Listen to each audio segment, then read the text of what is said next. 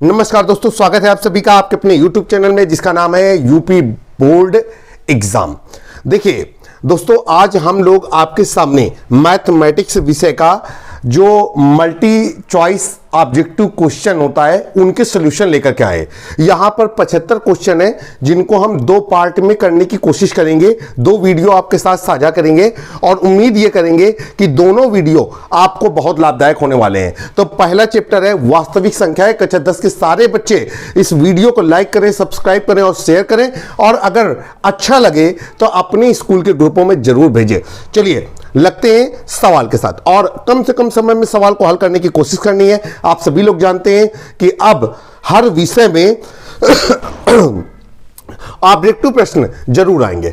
चलिए पहला क्वेश्चन है कि दो परमेय संख्याओं के बीच में कितनी परमेय संख्याएं हो सकती हैं। आप सभी लोगों को मालूम है कि दो परमेय संख्याओं के बीच में जब हम परमेय संख्या निकालते हैं तो फार्मूला लगता है पहली परमेय संख्या धन दूसरी परमेय संख्या बटे 2, और इसी तरीके से दो संख्याओं के बीच में एक और संख्या आ जाती है।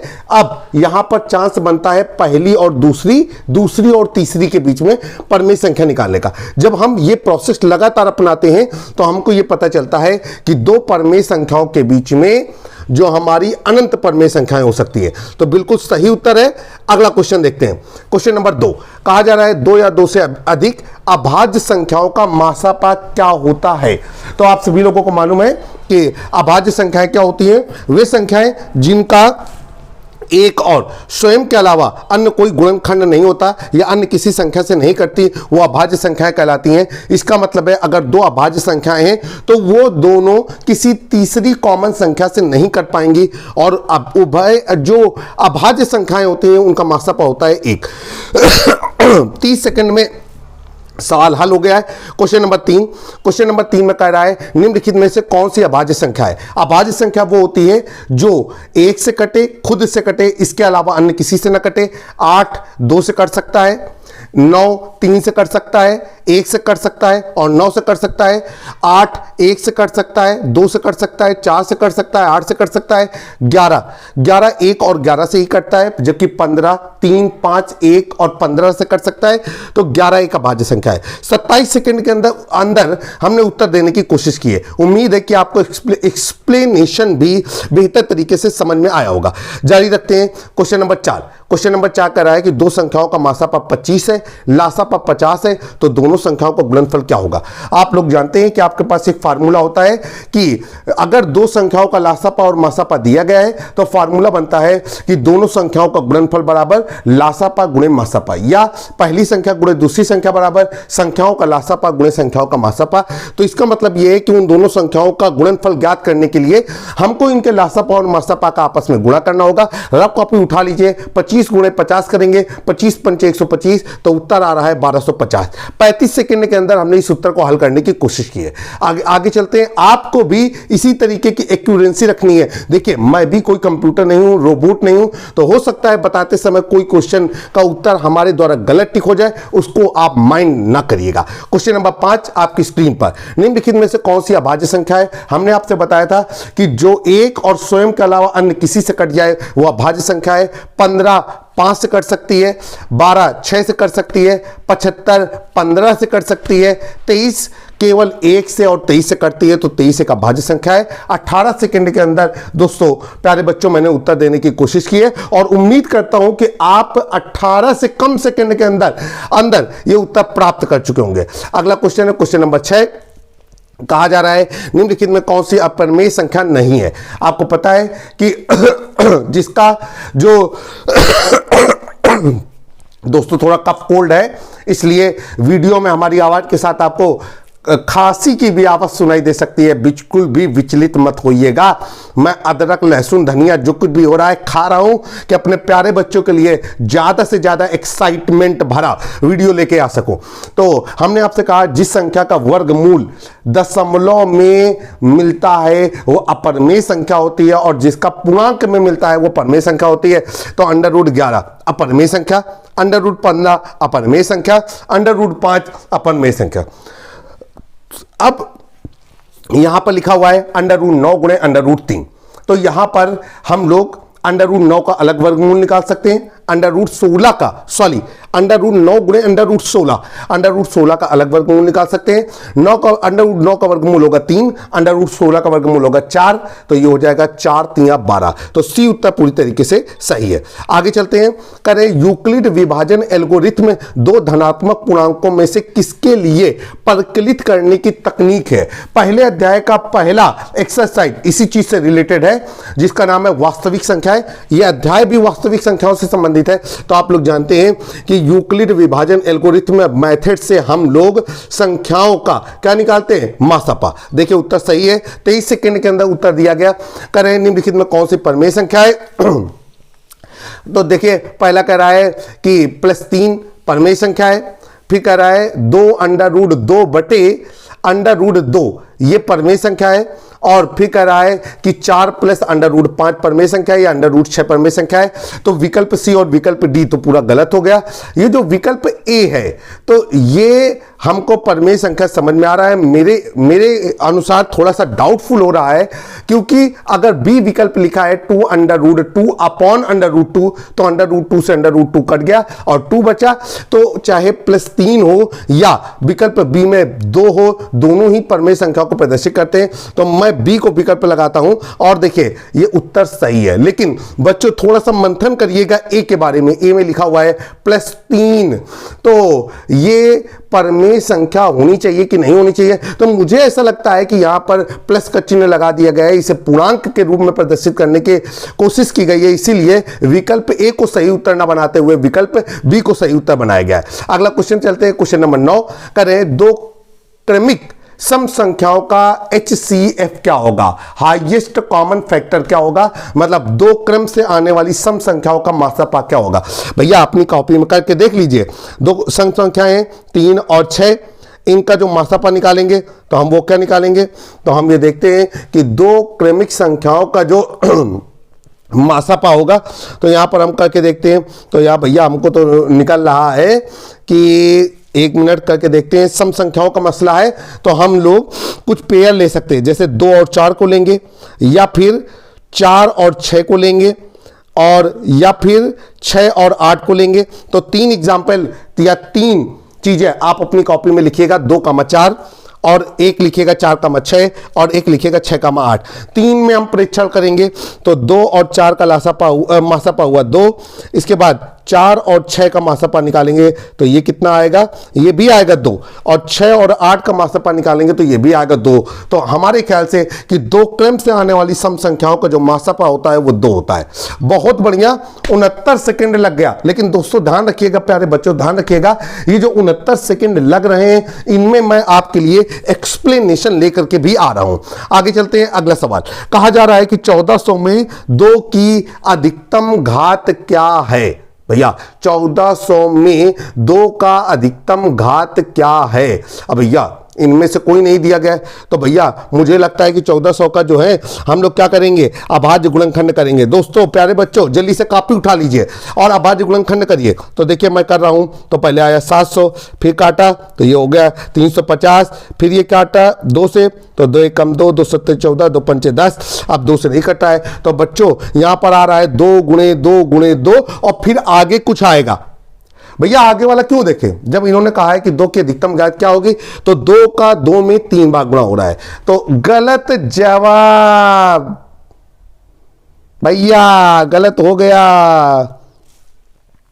सही उत्तर सी है। देखते हैं भैया कॉपी में लगते हैं फिर से। ये हो जाएगा 1400 को निकालते हैं तो ये हो जाएगा 700, फिर 2 से काटेंगे तो 350, फिर 2 से काटेंगे तो 2 1 कम 2, 2 7 14 और 2 5 10। अब भैया ये 2 से तो नहीं कट रहा है, फिर पता नहीं है क्यों ऐसा कर रहा है।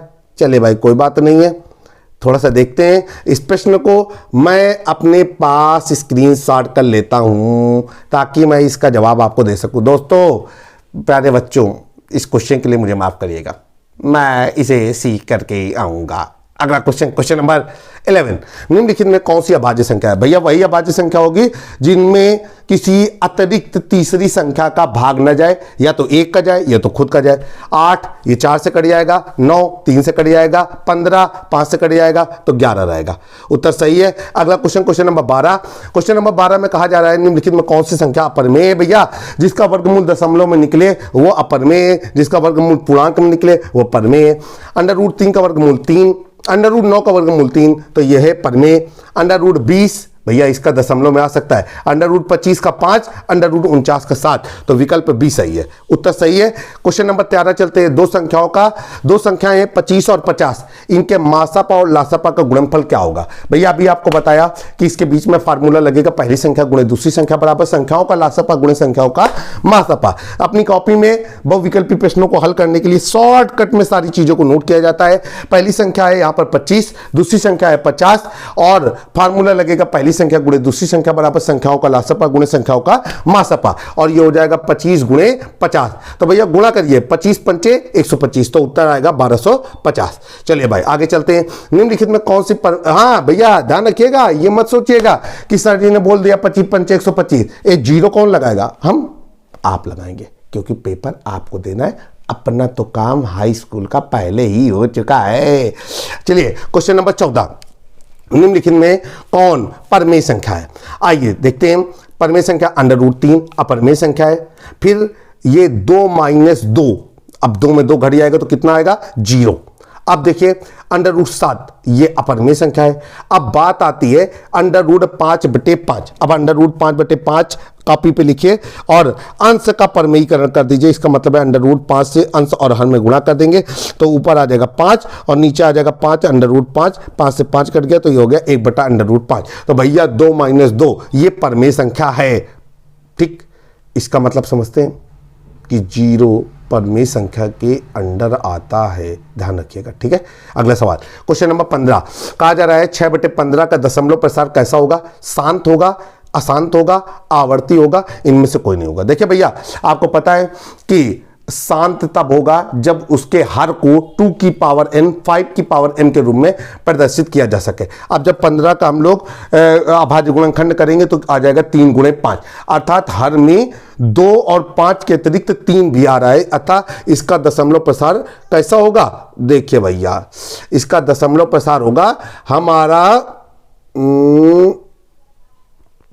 विकल्प ए सही है। इसका दशमलव प्रसार होगा शांत।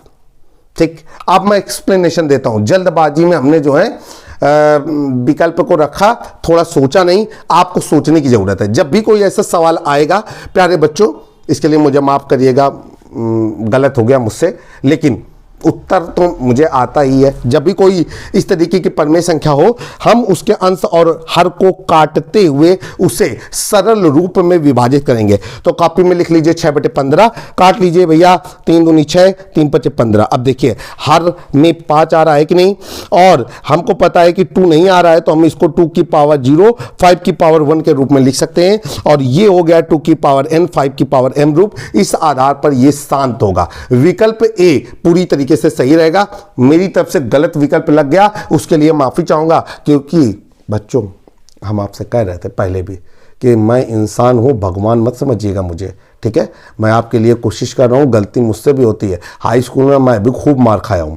चलिए अगला क्वेश्चन, क्वेश्चन नंबर 16, करें मासापा a, b गुणे लासापा a, b बराबर होगा।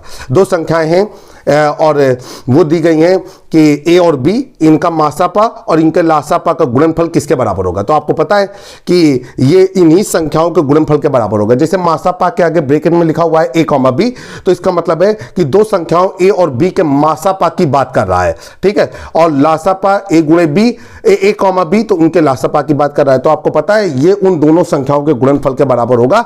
तो ये क्या हो जाएगा? ये हो जाएगा a × b। विकल्प सी सही है, बिल्कुल सही है। 36 सेकंड में उत्तर दे दिया। जल्द से जल्द उत्तर निकालने की कोशिश करना है। क्वेश्चन नंबर 17, 625 में 5 के अभाज्य 625 के अभाज्य गुणनखंड में 5 की घात क्या होगी? चलिए भैया 625 का भाज्य गुणनखंड कर डालिए। पचम 25, 25 पंचे 125, 125 पंचे 625, तो होगी 4। 5 गुणे 5 गुणे 5 गुणे 5, और इसको लिख सकते हैं 5 की घात 4। उत्तर सही है। क्वेश्चन नंबर 18, दो परमेय संख्याओं के बीच में कितनी परमेय संख्या होती है? पहले ही नंबर को क्वेश्चन था, रिपीट कर रहा है, तो अनंत परमेय संख्या होती है। क्वेश्चन नंबर 19 आपके सामने है। क्वेश्चन नंबर 19 में कह रहा है, क्या एक परमेय और अपरमेय संख्या का गुणनफल अपरमेय संख्या हो सकती है? बिल्कुल सही है। मैंने आपसे कहा था कि किसी परमेय संख्या में अपरमेय संख्या का गुणा किया जाए, जोड़ा जाए, घटाया जाए या भाग दिया जाए, जो मान प्राप्त होगा वो अपरमेय संख्या होगी। तो भैया ये तो गड़बड़ हो गया दोस्तों, ज्ञान मेरा कुछ ज्यादा ओवरफ्लो हो गया। सही करने की कोशिश करते हैं। क्या एक परमेय और अपरमेय संख्या का गुणनफल अपरमेय संख्या हो सकती है? विकल्प सी कह रहा है कि दोनों हो सकती है, अपरमेय भी हो सकती है, अपरमेय भी हो सकती है। कोई बात नहीं। क्वेश्चन नंबर 20 करें, दो परमेय संख्याओं के बीच में कितनी परमेय संख्याएं होती हैं? बार बार वही प्रश्न रिपीट कर रहा है। अनंत परमेय संख्याएं होती हैं। निम्नलिखित में से कौन सी अपरमेय संख्या है? आपको बताना है। √81 का वर्गमूल होगा 9, √5 का वर्गमूल जरूर दशमलव में निकलेगा, √49 बटे √9 का वर्गमूल ये हो जाएगा 7 बटे √9, और इसके अलावा कह रहा है कि √64 बटे √36, तो ये हो जाएगा 64 का वर्गमूल 8, 36 का वर्गमूल 6।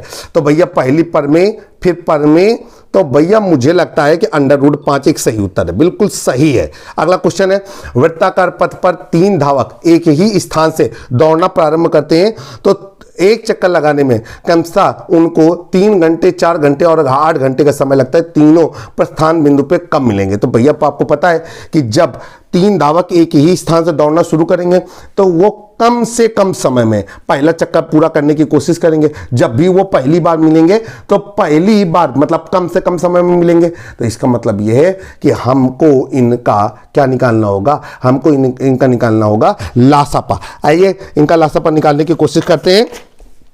तो चलते हैं। यहां पर हमको करना है कि 3, 4, 8 का लासापा रफ कॉपी में निकालिए। तो ये हो जाएगा, करते चलिए, मैं भी कर रहा हूं। फिर 3 दूनी 6, 6 दूनी 12, 12 दूनी 24 घंटा आ रहा है मेरा, तो 24 घंटे को लगा दिया। विकल्प सही है। इस तरीके के सवालों में आप हमेशा जितना भी समय दिया होता है उनका आप क्या निकालते हैं? लासापा निकालते हैं। अगला सवाल देखते हैं, क्वेश्चन नंबर 23। क्वेश्चन नंबर 23 में वृत्ताकार पथ पर 3 धावक एक ही स्थान पर दौड़ना प्रारंभ करते हैं और 1 घंटा, 3 घंटा, 5 घंटे का समय लेते हैं। तीनों प्रस्थान बिंदु पर दोबारा कब मिलेंगे? तो हमको पता है कि यहां पर भी हमको कम से कम समय में पहली बार वो वहां पर मिलेंगे, अर्थात इन समयों का हमको लासापा ज्ञात करना होगा। 1, 3 और 5 का जब लासापा निकालेंगे तो हमारा 15 घंटे आएगा। ठीक है, सवाल लगाइएगा अपनी कॉपी में। √2 क्या है? आंख बंद करके हम उत्तर देंगे। √2 एक अपरमेय संख्या है। इसके बाद √3 क्या है? √3 भी एक अपरमेय संख्या है। अगला सवाल है, x² - 5x + 4 = 0, तो x का मान क्या होगा? सवाल आपके सामने है कि यहां पर हम भैया सवाल को हल करते हैं। ये द्विघात समीकरण का सवाल यहां झेल दिया है इन्होंने, कोई बात नहीं, सवाल को सॉल्व करते हैं। तो ये हो जाएगा x² - 5x + 4 = 0। अपनी कॉपी में समीकरण को लिखिए। अब हम इसका गुणनखंड करेंगे। 4 × 1 = 4, तो इसको हम लोग लिख सकते हैं, कॉपी पे लिखते चलिए, मैं बोल रहा हूं। x² - 4x - x + 4 = 0। x common ले लेंगे, ये हो जाएगा x - 4, माइनस का 1 कॉमन लेंगे, x - 4 = 0। अब ये हो जाएगा x - 4, x - 1 = 0। यहां से x के 2 मान आ रहे हैं, एक आ रहा है x = 4 और एक आ रहा है x = 1। अब आप देख रहे हैं कि 4 और 1 दोनों क्या है? दोनों ही पूर्णांक है। तो मुझे लगता है कि पूर्णांक विकल्प सही होगा। चलिए, बहुत बढ़िया, 55 सेकंड के अंदर सवाल को हम लोगों ने सॉल्व कर लिया है। अगला सवाल चलते हैं। क्वेश्चन नंबर 27 कहा जा रहा है कि 3√3 क्या है भैया? 3√3 अपरमेय संख्या है। बहुत बढ़िया। अगला सवाल कहा जा रहा है कि एक संख्या कुछ इस तरीके से लिखी है, ये कैसी संख्या है? तो भैया आप देख रहे हैं कि यहां पर अनियमित रूप से अंकों की वृद्धि हो रही है। पहले लिखा हुआ है 1 2, फिर 1 1, फिर 2, फिर 1 1 1 2। तो भैया ये अपरमेय संख्या की निशानी है। Very good. अगला सवाल कहा जा रहा है पाई बटा 2 क्या है? भैया पाई अपरिमेय संख्या होती है और अपरिमेय संख्या में परिमेय संख्या का भाग दे रहे हैं तो वो भी अपरिमेय संख्या में प्राप्त होगी। अगला सवाल कर रहे हैं निम्नलिखित में कौन सी परिमेय संख्या है? भैया परिमेय संख्या क्या है? 2√3 बटे √3, √3 से √3 कट गया तो ये आएगा 2। तो विकल्प सी ये परिमेय संख्या है। क्वेश्चन नंबर 31 कहा जा रहा है कि ये जो सवाल है, अब ये नहीं समझ में आ पा रहा है कि ये डैश लगा है कि अंडर रूट लगा है केवल, तो मैं ये मान करके चलता हूं कि ये सवाल वाला डैश है, मतलब केवल कह रहा है कि √3 क्या है, तो √3 अपरिमेय संख्या है। अगला सवाल है कह रहे हैं कि √2 क्या है? तो भैया √2 क्या है? अपरिमेय संख्या है। बहुत सही, 6 सेकंड के अंदर जवाब दे दिया। √5 प्यारे बच्चों ठोक दीजिए, अपरिमेय संख्या है। अगला सवाल क्वेश्चन कर रहा है यदि प्रथम 13,986 अभाज्य संख्याओं का योग n है तो n हमेशा भाज्य होगा। किससे भाज्य होगा? कह रहे हैं कि n किससे भाज्य होगा? प्रथम इतनी संख्याओं का योग n है तो n हमेशा किससे भाज्य होगा? अब भैया ये कैसे हम लोग कर सकते हैं? तो इसके लिए हम जरा फार्मूला लगा करके देखते हैं, तब हमको पता चलेगा। तो प्रथम 13,986 अभाज्य संख्याओं का योग n है, तो फार्मूला क्या होता है? फार्मूला होता है n/2। प्रथम n, ये कौन सी श्रेणी बन रही है? समांतर श्रेणी बन रही है, तो ये हो जाएगा 13,986 n/2 ब्रैकेट में 2a, तो ये हो जाएगा 2 प्लस n-1, तो ये हो जाएगा 13,985 इंटू डी का मान कितना होगा? 1। अब ये हो जाएगा 13,986 और बटे 2 गुणे 13,987। अरे बड़ा तगड़ा सवाल है भैया। यहाँ पर हम इसको काटते पीटते हैं तो ये हो जाएगा 2 छक्का 12 और 1 13 दूनी 18 और दूनी 18 और 2 3 6 और इसके बाद 13,987। अरे अपने तो रेंज से बाहर हो रहा है, 7 3 21। तो देखते हैं, हमारे ख्याल से इसका एक्सप्लेनेशन मैं एक बृहद क्वेश्चन के तौर पे दूंगा और विकल्प लगाया इनमें से कोई नहीं, ठीक है? क्योंकि जो गुणा हमारे पास अंत में मिल रहा है वो आ रहा है 6,993 गुणे 13,987, ठीक है? उत्तर सही हो गया, लेकिन 58वां मार दिया है। इसको सही तरीके से हल करने के लिए मैं इस सवाल को एक्सप्लेनेशन के तौर पे लेकर के आपके सामने आऊंगा। अगला सवाल चलते हैं। क्वेश्चन नंबर 35 कहा जा रहा है कि दो संख्याओं का तुम समापवर्तक, ये क्या है भैया? इसके महत्तम समापवर्तक का 14 गुण है। भैया कुछ टाइपिंग एरर है, ठीक है? मतलब कहा जा रहा है कि दो संख्याओं का लासापा इनके मासापा का 14 गुना है। लासापा और मासापा का जोड़ 600 है, एक संख्या 280 है, तो दूसरी संख्या क्या होगी? सवाल बहुत अच्छा है, कैसे हल करेंगे?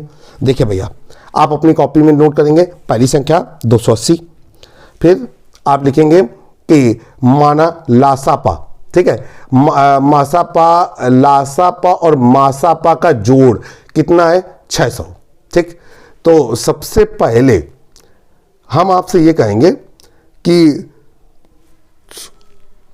लासापा मासापा का 14 गुना है, तो आप मान लेंगे कि मासापा x है, तो लासापा क्या हो जाएगा? ये हो जाएगा 14x। अब इसके बाद यहां पर हो गया आपका कि पहली संख्या कितनी है? 280। लासापा और मासापा का जोड़ कितना है? 600।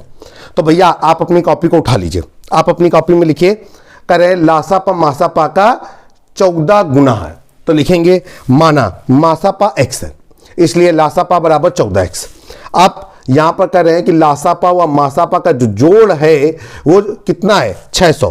तो आप लिखेंगे लासापा धन मासापा बराबर 600, तो ये हो जाएगा x धन 14x बराबर 600 और ये हो जाएगा 15x बराबर 600। x बराबर 600 बटे 15। अब 15 का 15, 15 दूनी 30, 15 3 45, 15 चौको 60। तो देखिए भैया, आप लोगों ने x का मान कितना निकाला होगा? 40। इस आधार पर मासापा कितना हो गया? 40 और लासापा हो गया 14 गुणे 40। अब आप लोग फार्मूला लगाएंगे, पहली संख्या गुणे दूसरी संख्या बराबर लासापा गुणे मासापा। तो अपनी कॉपी पे लिखेंगे 280 गुणे दूसरी संख्या बराबर 14 गुणे 40, ये है लासापा, और गुणे 40 कर दीजिए तो वो है मासापा, और बटे 280 कर दीजिए। अब हम लोग क्या करेंगे, 0 से 0 को काट देंगे, 14 का 14, 14 दूनी 28। अब 2 से 4 को काटेंगे तो 2 आएगा, 40 दूनी कितना हो जाएगा 80। तो भैया हमारा उत्तर आ रहा है 80। उम्मीद है कि आपको मुंह जवानी जो बता रहे हैं वो आपको समझ में आया होगा। उत्तर 80 लगा करके देखते हैं, उत्तर 80 पूरी तरीके से सही है। 150 सेकंड का टाइम लिया है जिसमें हमने आपको एक्सप्लेनेशन भी प्रस्तुत किया है। आइए अगला सवाल चलते हैं, क्वेश्चन नंबर 36 करें। सबसे छोटी पूर्ण दर्जा संख्या जो इससे क्या हो, प्रत्येक से पार हो, मतलब विभाजित हो भैया, ठीक है। छोटी से छोटी संख्या जो इन सबसे विभाजित हो। भैया जब छोटी से छोटी कहा जाएगा तो भैया क्या निकालेंगे, हम लोग निकालेंगे आंख बंद करके लासापा। तो भैया चूंकि लासापा का नाम होता है लघुत्तम समअपवर्तक, तो ये हो जाएगा 16, 20, 24 का लासापा। 2 से काटते हैं, अपनी कॉपी में काटिए, 2 8 16, 2 दाम 20, 2 12 आएगा। 2 से काटेंगे तो 4, 5 और 6 आएगा, और 2 से काटेंगे तो 2, 5 और 3 आएगा। 2 से काटेंगे तो 1, 5 और 3 आएगा। 3 से काटेंगे, 5 से काटेंगे, 5 15, 15 दूनी 30, 30 दूनी 60, 60 दूनी 120, 120 दूनी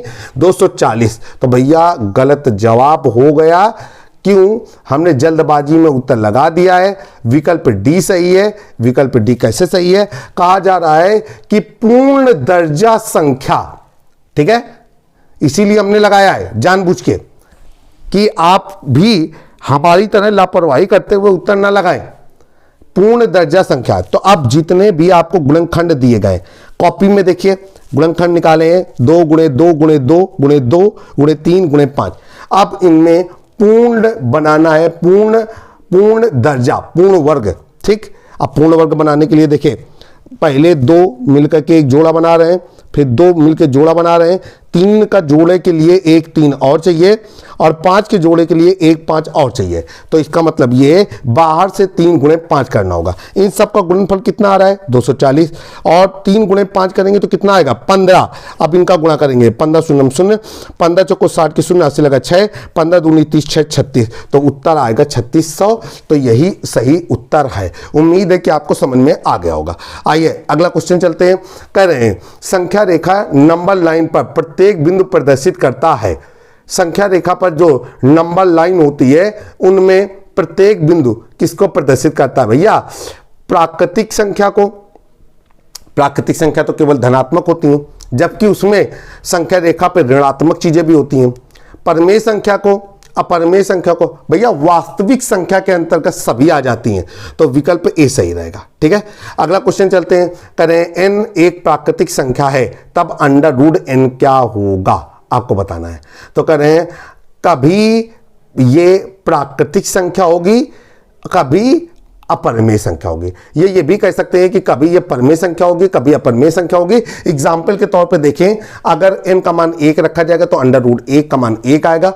√2 का मान क्या आएगा 1.4142, √3 का मान आएगा 1.7321, √4 का मान आएगा 2। तो कभी ये प्राकृतिक संख्या बनेगी और कभी अपरमेय। तो विकल्प डी पूरी तरीके से सही है।